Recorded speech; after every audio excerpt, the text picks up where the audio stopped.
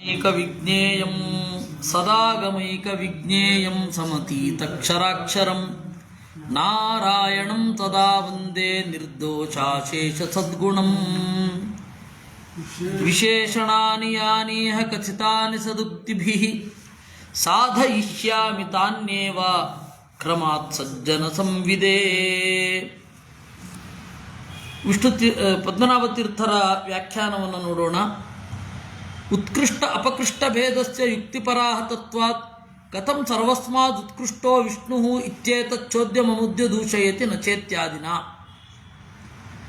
ದೇವರು ಸರ್ವೋತ್ತಮ ಅಂತ ಆಗಬೇಕಾದ್ರೆ ಅವನಿಗಿಂತ ಅಧಮರಿರಬೇಕು. ಉತ್ತಮತ್ವ ಮತ್ತು ಅಧಮತ್ವ ಅಂತನ್ನೋದು ರಿಲೇಟಿವ್. ದೇವರು ಎಲ್ಲರಿಗಿಂತ ಉತ್ತಮ ಅಂದರೆ ಅಧಮರಿರಬೇಕು. ಈ ಭೇದವೇ ಇದು ಇವನು ಉತ್ಕೃಷ್ಟ ಅಂತ ಹೇಳಬೇಕಾದ್ರೆ ಅಪಕೃಷ್ಟ ಅಧಮರಿರಬೇಕಾಗತ್ತೆ. ಆ ಭೇದವೇ ಅಯುಕ್ತ, ಯುಕ್ತಿಯುಕ್ತ ಅಲ್ಲ. ಅದನ್ನು ಹೇಳಲಿಕ್ಕೆ ನಚ ಅಂತ. ಈಗ ವಸ್ತುವಿನ ಭೇದವನ್ನು ಹೇಳಬೇಕು. ಅನಯೋರ್ ಭೇದ ಇತಿ ವಿಚೇತನ ವಿಚೇಚ್ಯ ಭಾವಾಪೇಕ್ಷೆಯ ಭವೇದ್ ಭೇದ ಗ್ರಹಣಮಿತಿ ನ ಯುಜ್ಯತೆ. ಭೇದ ಹೇಗೆ ಸಿದ್ಧ? ಅಬ್ಜೆಕ್ಟಿವ್ನಿಂದ ಗೊತ್ತಾಗತ್ತೆ ಭೇದ. ಕೆಂಪು ಮಡಿಕೆಯು ಕಪ್ಪು ಮಡಿಕೆಗಿಂತ ಭಿನ್ನ. ಕೆಂಪು ಅಂದರೆ ಏನು? ಯಾವುದು ಕಪ್ಪಲ್ಲವೋ ಅದು. ಕಪ್ಪು ಅಂದರೆ ಯಾವುದು? ಯಾವುದು ಬಿಳಿಯಲ್ಲವೋ ಅದು. ಹೀಗೆ ನಿರಂತರವಾಗಿ ಭೇದವನ್ನು ಡಿಫೈನ್ ಮಾಡಿಕೊಂಡು ಹೋಗ್ತಾನೇ ಇರಬೇಕಾಗತ್ತೆ. ಭೇದವನ್ನು ಕನ್ವಿನ್ಸ್ ಮಾಡಲಿಕ್ಕೆ ಬೇರೆ ಸಾಧನೆಯೇ ಇಲ್ಲ. ನಿರಂತರವಾಗಿ ಪ್ರಯಾಣ ಮಾಡ್ತಾ ಇರಬೇಕಾಗತ್ತೆ. ಕಡೆಗೆ ಸುಸ್ತಾಗಿ ಪ್ರಶ್ನೆ ನಿಲ್ಲಿಸ್ಬೇಕಷ್ಟೇ. ಉತ್ತರ ಕೊಡುವವನು ರೇಗಬೇಕಷ್ಟೇ. ಒಟ್ಟಾರೆ ಭೇದ ಸಿದ್ಧಿಸಲ್ಲ. ವಿಶೇಷಣ ವಿಶೇಷ ಭಾವಸ್ಯಾಪಿ ಸಾಪೇಕ್ಷತ್ವೇನ ಇತರೇತರಾಶ್ರಯತ್ವ ದೋಷೋಪಹತತ್ವಾತ್. ಇದನ್ನು ಎಲ್ಲೋ ಒಂದು ಕಡೆ ಕೊನೆಗೊಂಡ್ರೆ ಇದನ್ನು ಅನ್ಯೋನ್ಯಾಶ್ರಯ ಅಂತ ಕರೀತಾರೆ. ಇಂಗ್ಲೀಷಿನಲ್ಲಿ ಮ್ಯೂಚುವಲ್ ಡಿಪೆಂಡೆನ್ಸ್ ಅಂತ ಹೇಳಬಹುದು. ನಮ್ಮ ತರ್ಕದ ಪರಿಭಾಷೆಯನ್ನು ಇಂಗ್ಲೀಷಿಗೆ ಆರೋಪ ಮಾಡಿ ಇದು ಹೇಳಬಹುದು. ಇದರಿಂದ ಏನು ಪ್ರಾಬ್ಲಮ್ಮು? ಮ್ಯೂಚುವಲ್ ಡಿಪೆಂಡೆನ್ಸ್ ಅನ್ನೋದು ಜಗತ್ತಿನಲ್ಲಿ ಇದೆ, ಆದರೆ ಜ್ಞಾನಕ್ಕೆ ಅದು ಬಾಧಕ. ಅದರಿಂದಾಗಿ ಭೇದವನ್ನು ಒಪ್ಪಲಿಕ್ಕೆ ಬರಲ್ಲ. ಇದರ ಬಗ್ಗೆ ನಾವು ಹೋದ ಬಾರಿ ನೋಡಿದ್ದೇವೆ. ನಹಿ ಭೇದಂ ವಿನಾ ಅಯಂ ಧರ್ಮೀಯ ಅಯಂ ಪ್ರತಿಯೋಗೀತಿ ವಕ್ತುಂ ಶಕ್ಯತೆ ಇತ್ಯೇತನ್ನಯುಜ್ಯತೆ ಪದಾರ್ಥ ಸ್ವರೂಪತ್ವಾದ್ ಭೇದಸ್ಯ ಸ್ವಗ್ರಹಣೇನ ಇತರೇತರಾಶ್ರಯಸ್ಯ ಆಪಾದಯಿತು ಅಶಕ್ಯತ್ವಾದಿತ್ಯರ್ಥ. ಅದಕ್ಕೆ ಮಧ್ವರು ಕೊಟ್ಟ ಉತ್ತರ ಏನು? ಇದೆಲ್ಲ ಆಗೋದು ಯಾವಾಗ? ಭೇದವು ವಸ್ತುವಿಗಿಂತ ಭಿನ್ನವಾಗಿದ್ದರೆ. ಭೇದಕ್ಕೂ ವಸ್ತುವಿಗೂ ಭೇದ ಇಲ್ಲ ಅಂದರು. ಅದನ್ನೇ ನಾವು ಅವತ್ತಿನ ಇಂಗ್ಲೀಷಿನ ಪರಿಭಾಷೆಯಲ್ಲೇ ನೋಡಿದರೆ ಇದೇ ಉತ್ತರ. There is no difference between difference and different. ಡಿಫ್ರೆನ್ಸ್ಗೂ ಡಿಫ್ರೆಂಟ್ಗೂ ಡಿಫ್ರೆನ್ಸ್ ಇದ್ದರೆ ಭೇದ ಅನ್ನೋದು ನಿರಂತರ ಹೋಗ್ತಾ ಇರುತ್ತೆ. ಎಲ್ಲೋ ಒಂದು ಕಡೆ ಅದಕ್ಕೆ ಬ್ರೇಕ್ ಬೇಕು, ಅದು ಸಿಗಲ್ಲ, ಅದರಿಂದಾಗಿ ಜ್ಞಾನ ಬರಲ್ಲ ಅಂತ. ಇಲ್ಲ, ಹಾಗಿಲ್ಲ. ಇದೇನು ಎಂಡ್ಲೆಸ್ ಏನಲ್ಲ. ಎಂಡ್ ಆಗುತ್ತೆ. ಎಲ್ಲಿಗೆ? ಭೇದ ವಸ್ತುವಿನಲ್ಲೇ ಎಂಡ್ ಆಗೋಗುತ್ತೆ. ಭೇದಕ್ಕೂ ವಸ್ತುವಿಗೂ. ಅದರಿಂದಾಗಿ ನೀವು ಬೇರೆ ಕಡೆಯಿಂದ ಕನ್ವಿನ್ಸ್ ಮಾಡಿ ಇದನ್ನು ಅರ್ಥ ಮಾಡಿಸಬೇಕಾದ ಅಗತ್ಯ ಇಲ್ಲ. ಇದನ್ನು ಹೇಳಿದ್ದು ನಚ ಧರ್ಮಿ ಪ್ರತಿಯೋಗಿತ್ವಂ ಅನ್ಯೋನ್ಯಾಶ್ರಯತೆಯ ಭೇದಸ್ಯ ಸಿದ್ಧಿ ಪದಾರ್ಥಸ್ವರೂಪತ್ವಾದ್ ಭೇದಸ್ಯ. ಯಥಾ ಜೀವಬ್ರಹ್ಮಣೋ ಅಭೇದ ಜೀವಬ್ರಹ್ಮಣೋ ಭೇದ ಆ ಅಭೇದ ಸ್ವರೂಪಭೂತೋಪಿ ಮಾಯಾವಾದಿನ ಧರ್ಮಿ ಪ್ರತಿಯೋಗ್ಯಪೇಕ್ಷೆಯ ನಿರೂಪ್ಯತೆ ಬ್ರಹ್ಮಣ ಜೀವಸ್ಯ ಅಭೇದ ಬ್ರಹ್ಮಣೋ ವಾ ಜೀವೇನ ಅಭೇದ ಇತಿ. ಈಗ ಭೇದದ ಬಗ್ಗೆ ಪ್ರಶ್ನೆ ಮಾಡ್ತಾ ಇದ್ದೀರಾ. ಭೇದ ಇದೆ ಅನ್ನೋದು ಏನು ಪ್ರೂಫು? ಭೇದ ಅನ್ನೋದು ರಿಲೇಟಿವ್ ಅಂತ. ಯಾಕೆ? ನೀವು ಪ್ರತಿಪಾದನೆ ಮಾಡುವ ಅಭೇದ ರಿಲೇಟಿವ್ ಅಲ್ವಾ? ಯಾರಿಂದ ಯಾರು ಭಿನ್ನ ಅಂತ ಹೇಳೋವಾಗಲೇ ಬಂದ್ಬಿಡ್ತು. ಅಲ್ಲದೆ ಶಾಸ್ತ್ರದ ಗುರಿ ಏನು? ನಿಮ್ಮ ಪ್ರಕಾರ ಏನು ಶಾಸ್ತ್ರದ ಗುರಿ? ಅಭೇದ. ಅಭೇದ ಅನ್ನೋದು ಶಾಸ್ತ್ರದ ಗುರಿ. ಯಾರಿಗೆ ತಿಳಿಬೇಕು? ನನಗೆ ತಿಳಿಬೇಕು, ನಾನು ತಿಳ್ಕೊಳ್ಬೇಕು. ನಾನು ಯಾರು? ಬ್ರಹ್ಮನಿಂದ ಅಭಿನ್ನ. ನಾನು ತಿಳ್ಕೊಳ್ಬೇಕಾದದ್ದು ಏನನ್ನ? ಅಭೇದವನ್ನು. ಆ ಅಭೇದಕ್ಕೂ ನನಗೂ ಏನು ಸಂಬಂಧ? ನಾನೇ ಅಭೇದ. ನನಗೆ ನಾನೇ ಗೊತ್ತಿಲ್ವ? ಈಗ ಅಹಂ ಅಂತ ಜ್ಞಾನ ಬರ್ತಾ ಇದೆಯೋ ಬರ್ತಿಲ್ವೋ? Perfectly you are identifying yourself with Iness. You are claiming that I am. It means ಐನೆಸ್ಗೂ ಇದಕ್ಕೂ ಭೇದ ಅನ್ನೋದು ಸ್ಪಷ್ಟ. ಐನೆಸ್ಗೂ ನನಗೂ ಬ್ರಹ್ಮನಿಗೂ ಅಭೇದ ಇದೆ. ಸೊ ಅಭಿನ್ನನಾಗಿರುವ ನನಗೆ ನನ್ನ ಅಭೇದದ ಬಗ್ಗೆ ನನಗೇ ಬೇರೆ ತಿಳಿಸ್ತಾ ಇದೆ ಅನ್ನೋದೇ ಅಸಂಗತ ಆಗುತ್ತೆ. ಈ ಅಸಂಗತವನ್ನು ನೀವು ಹೇಗೆ ಕೂಡಿಸ್ಕೋತೀರಾ?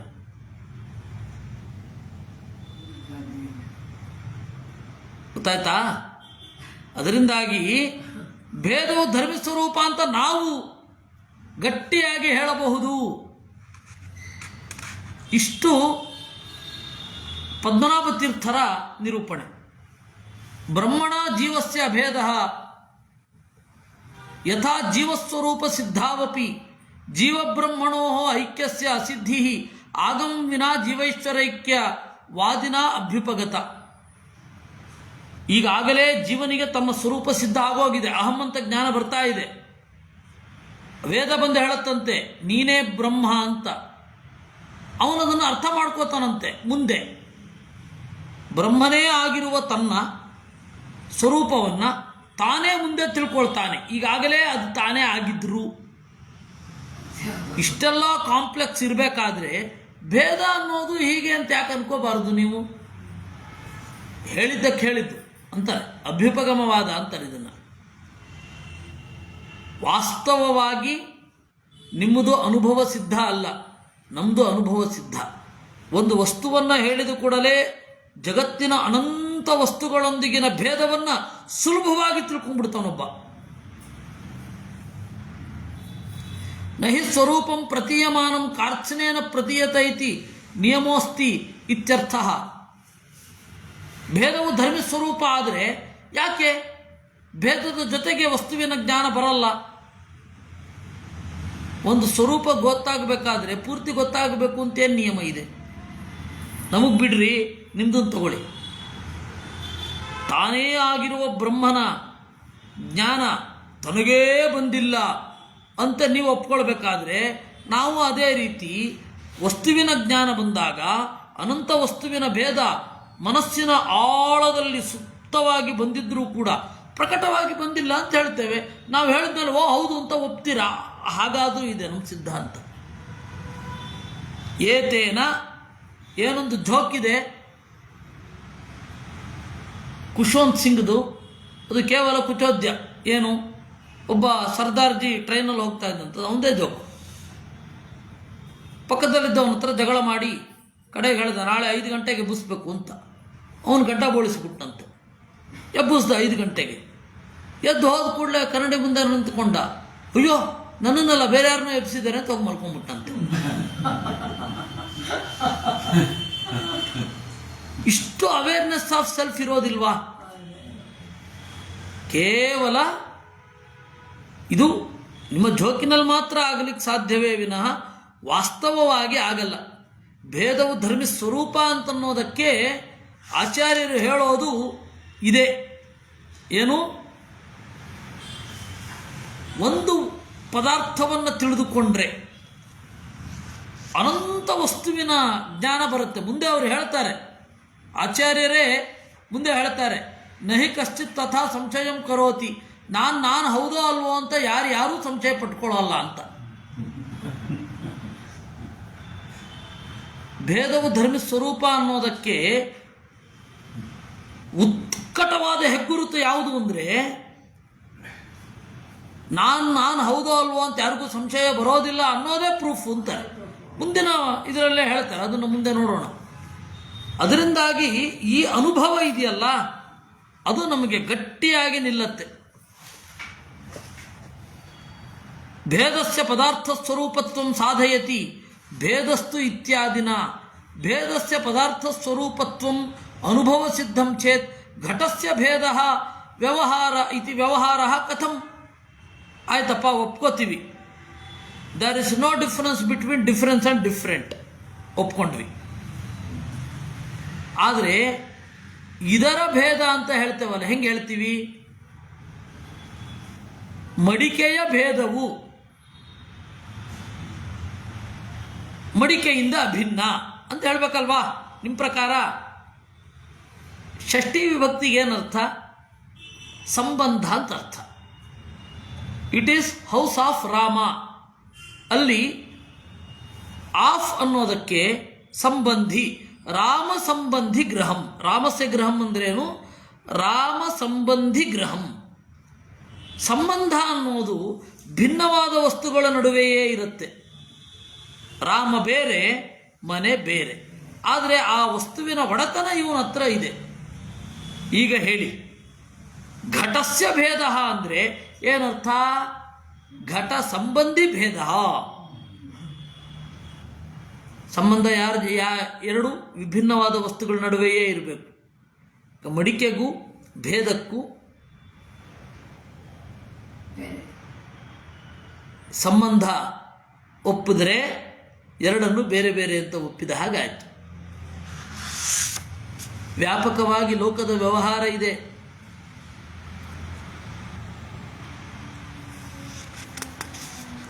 ಅಯಂ ಭಿನ್ನ, ರಾಮ ಭೀಮಾತ್ ಭಿನ್ನ,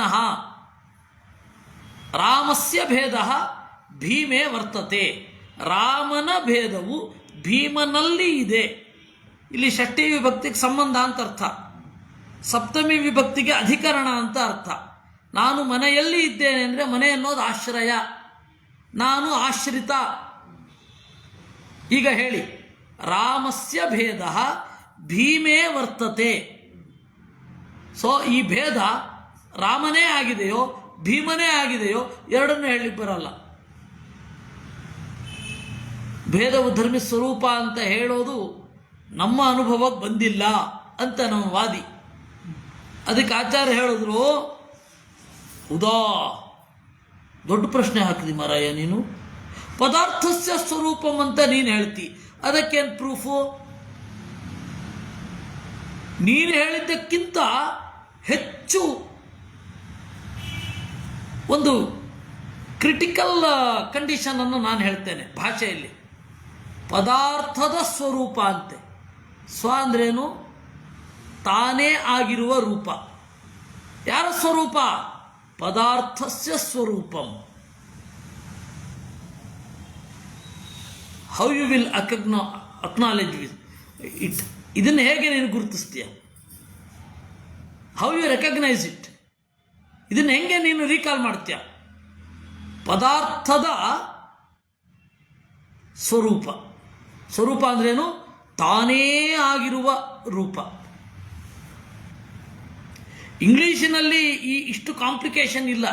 ಯಾಕೆ ಅಂದರೆ ಆ ಸ್ವರೂಪ ಅಂತ ಅನ್ನೋದನ್ನು ಹೇಳಲಿಕ್ಕೆ ಆ ಶಬ್ದದಲ್ಲಿ ಆ ಫೋರ್ಸೇ ಇಲ್ಲ.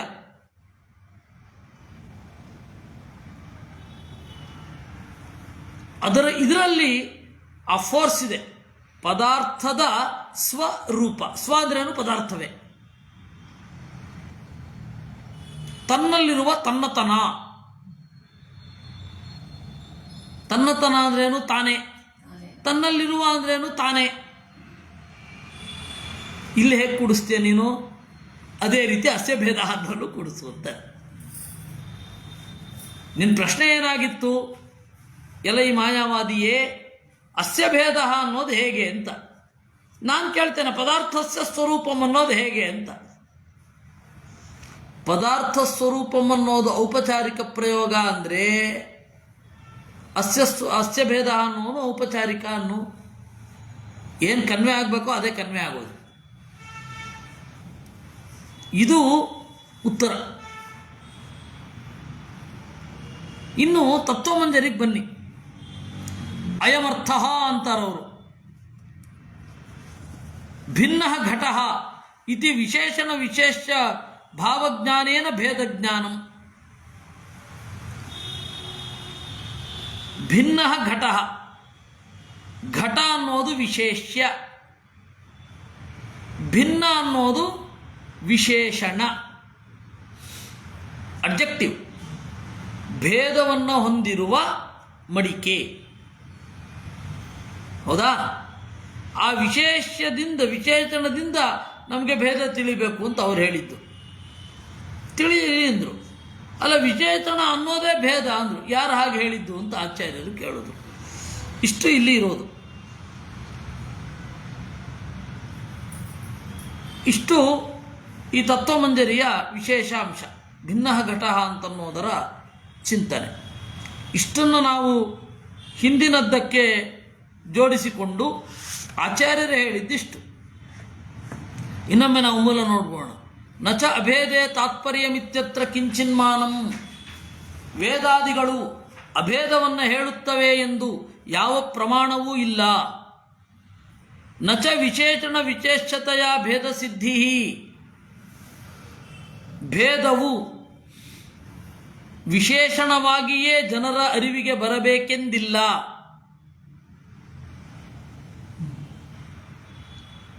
ಭೇದವು ವಿಶೇಷಣವನ್ನು ಅವಲಂಬಿಸಿದೆ, ವಿಶೇಷಣವು ಭೇದವನ್ನು ಅವಲಂಬಿಸಿವೆ. ಆದ್ದರಿಂದ ಅನ್ಯೋನ್ಯಾಶ್ರಯ ಇರುವುದರಿಂದ ಭೇದವೆನ್ನುವುದು ಇಲ್ಲ ಎನ್ನದಿರಿ. ಭೇದವು ಪದಾರ್ಥ ಸ್ವರೂಪವಾಗಿದೆ.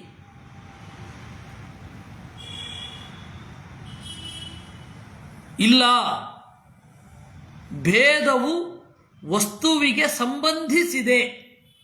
ಅದರಿಂದ ಭೇದವೇ ವಸ್ತುವಲ್ಲ ಎನ್ನದಿರಿ. ಐಕ್ಯದಂತೆ. ಐಕ್ಯವತ್ ಸ್ವರೂಪಸ್ಯೈವ ತಥಾತ್ವಾತ್. ಐಕ್ಯ ಅಂದ್ರೇನು? ಏಕಸ್ಯ ಭಾವ ಐಕ್ಯಂ. ಆ ಐಕ್ಯ ಎಲ್ಲಿದೆ ಅಂತ ಕೇಳಿದ್ರೆ ಜೀವನಲ್ಲಿದೆ ಅನ್ಬೇಕು ನೀವು. ಇದನ್ನ ಇಂಗ್ಲಿಷ್ ಭಾಷಾಶಾಸ್ತ್ರದಲ್ಲಿ ಐರಿಷ್ ಐರನಿ ಅಂತ ಕರೀತಾರೆ. ಸ್ಮಾಲ್ ಅನ್ನುವ ಪದ ದೊಡ್ಡದು, ಲಾಂಗ್ ಅನ್ನುವ ಪದ ದೊಡ್ಡದಲ್ಲ. ಒನ್ ಲೆಟರ್ಡ್ ವರ್ಡ್ ಅಂತನ್ನೋದು ಒನ್ ಲೆಟರ್ ಅಲ್ವೇ ಅಲ್ಲ. ಇಂಗ್ಲೀಷಿನ ಕನ್ನಡದಲ್ಲಿ ಹೇಳಿದರೆ ಏಕಾಕ್ಷರ ಅನ್ನುವ ಪದ ಏಕಾಕ್ಷರ ಅಲ್ಲ. ಉದ್ದ ಅನ್ನೋದು ಚಿಕ್ಕ ಪದ, ಚಿಕ್ಕ ಅನ್ನೋದು ಚಿಕ್ಕದಾದರೂ ಅದಕ್ಕೆ ತಕ್ಕ ಹಾಗಿರುವ ಪದ. ಚಿಕ್ಕದನ್ನು ಹೇಳಬೇಕಾದ್ರೆ ಚಿಕ್ಕ ಪದಗಳಿರಬೇಕು, ಬಹಳ ಕಡಿಮೆ ಅಕ್ಷರಗಳಿರಬೇಕು. ಉದ್ದವಾದದ್ದನ್ನು ಹೇಳ್ಬೇಕಾದ್ರೆ ಬಹಳ ಅಕ್ಷರಗಳಿರಬೇಕು ಅನ್ನುವ ನಿಯಮ ಇಲ್ಲಿ ಅಪ್ಲೈ ಆಗಲ್ಲ. ಇವೆಲ್ಲ ಇದನ್ನೆಲ್ಲ ನೀವು ಹೆಂಗೆ ಹೇಳ್ತೀರಾ, ಹೆಂಗೆ ಡಿಸ್ಕ್ರೈಬ್ ಮಾಡ್ತೀರಾ?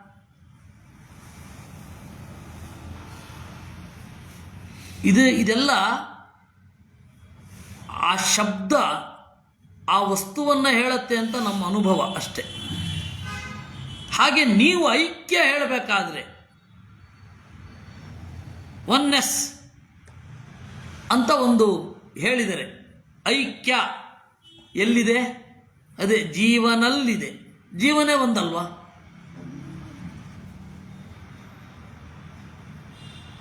ಈ ತರಹ ಪ್ರಶ್ನೆ ನಮಗೂ ಮಾಡ್ಲಿಕ್ಕೆ ಬರುತ್ತೆ. ಅದಕ್ಕೇನು ಹೇಳಬೇಕು? ಆ ಶಬ್ದದಿಂದ ಬರುವ ಬೋಧವನ್ನು ಇದು ಫಿಲ್ಟರ್ ಮಾಡುತ್ತೆ. ಅದನ್ನೇ ಸ್ವತಃ ಪ್ರಾಮಾಣ್ಯ ಅಂತ ಅನ್ನೋದು. ಸ್ವತಃ ಪ್ರಾಮಾಣ್ಯ ಅಂದ್ರೇನು? ಯಾವುದು ಸರಿ ಇದೆ ಅಂತ ಹೇಳಿ ನಮ್ಮ ಸ್ವರೂಪ ತೀರ್ಮಾನ ಮಾಡುತ್ತೋ ಅದು ಸ್ವತಃ ಪ್ರಮಾಣ. ಈಗ ಹೇಳಿ, ಪ್ರಗತಿಪರರದ್ದು ಒಂದು ವಾದ ಇದೆ, ಜೀವಪರ ಜೀವ ವಿರೋಧಿ ಅಂತ.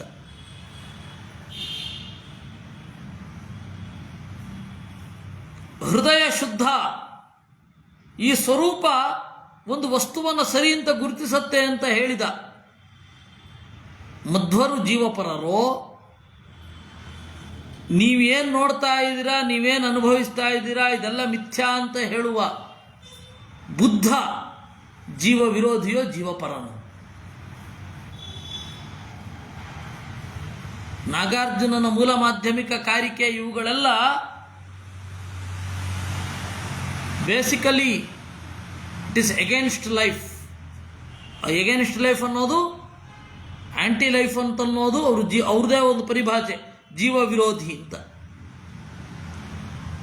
ಇವ್ರು ಯಾವ ರೀತಿ ಆಗಿದ್ದಾರೆ ಅಂದರೆ, ಲೆಫ್ಟಿಸ್ಟ್ಗಳು ದುಡ್ಕೊಂಡು ತಿನ್ನಿ ಅಂತಂದರೆ ಓ ನೀವು ಜೀವ ವಿರೋಧಿ ಅಂತಾರೆ, ಬಿಟ್ಟಿ ಭಾಗ್ಯ ಕೊಡಿದ್ರೆ ಓ ಜೀವಪರ ಅಂತಾರೆ. ಆ ಥರ ಆಗೋಗಿದ್ದಾರೆ. ಅವ್ರಿಗೆ ಹೇಳಲಿಕ್ಕೆ ಆಗಲ್ಲ, ಅಷ್ಟು ಮುಂದೆ ಬಂದ್ಬಿಟ್ಟಿದ್ದಾರೆ ಅವರು. ನೀವು ಹೇಳಿ ನೋಡಿ, ಕೈ ಕೆಸರಾದರೆ ಬಾಯಿ ಮೊಸರು ಅಂತ ಹೇಳಿ ನೋಡಿ, ವೇದ ತಂದ್ಬಿಟ್ಟಿದ್ಯಾ ಅಂತಾರೆ ಅವರು. ಸಾಮಾನ್ಯ ನೀತಿಗೂ ವಿರೋಧ ಇದೆ. ನಾನು ಯಾಕೆ ಹೇಳಿದ್ದು ಇಲ್ಲಿ ಅಂದರೆ, ಭೇದ ಮತ್ತು ಅಭೇದ. ಅಭೇದ ಇದ್ದರೂ ಭೇದವನ್ನು ಹೇಳಿದಾಗ ಅದನ್ನು ಆ ಲೆವೆಲ್ಲಿನಲ್ಲೇ ಅರ್ಥ ಮಾಡಿಕೊಂಡು ಇಲ್ಲೇ ಫಿಲ್ಟರ್ ಮಾಡಿಬಿಡುತ್ತೆ, ಅದು ತಿಳ್ಕೊಂಡು ಬಿಟ್ಟಿರುತ್ತೆ. ಅದಕ್ಕೆ ಭೇದವು ಧರ್ಮಿಸ್ವರೂಪ, ಪದಾರ್ಥ ಸ್ವರೂಪ. ಪ್ರಾಯ ಸರ್ವತೋ ವಿಲಕ್ಷಣಂ ಹಿ ಪದಾರ್ಥ ಸ್ವರೂಪಂ ದೃಶ್ಯತೆ. ಎಲ್ಲಕ್ಕಿಂತ ವಿಲಕ್ಷಣವಾಗಿದೆ ಅಂತ ಪದಾರ್ಥ ಸ್ವರೂಪವನ್ನು ತಿಳಿತಾನೆ. ಹಾಗಾದ್ರೆ ಅಸ್ಯ ಭೇದ ಅನ್ನೋದು ಪದಾರ್ಥಸ್ಯ ಸ್ವರೂಪಮಿತಿವತ್ತು. ಪದಾರ್ಥದ ಸ್ವರೂಪ ಎನ್ನುವಂತೆ ಯದಿನ ಸ್ವರೂಪಂ ಭೇದ. ಈಗ ಒಂದು ಸ್ವಲ್ಪ ಮೂಲವನ್ನು ಓದ್ತೇನೆ ನಾನು.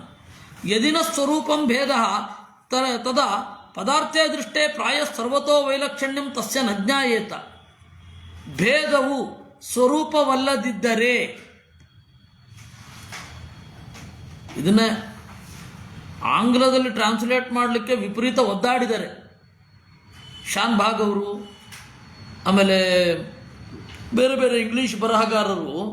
ಯಾಕೆಂದರೆ ನಮ್ಮ ಭಾಷೆಯಲ್ಲಿ ಆ ಸಂಸ್ಕೃತದ ಸೌಕರ್ಯ ಸಂಸ್ಕೃತಕ್ಕೇನೆ ಇರೋದು. ಈಗ ಚಿಯರ್ಸ್ ಅನ್ನೋದನ್ನು ಸಂಸ್ಕೃತದಲ್ಲಿ ಹೆಂಗ್ರಿ ಅನುವಾದ ಮಾಡೋದು? ಭಾರಿ ಕಷ್ಟ ಇದೆ.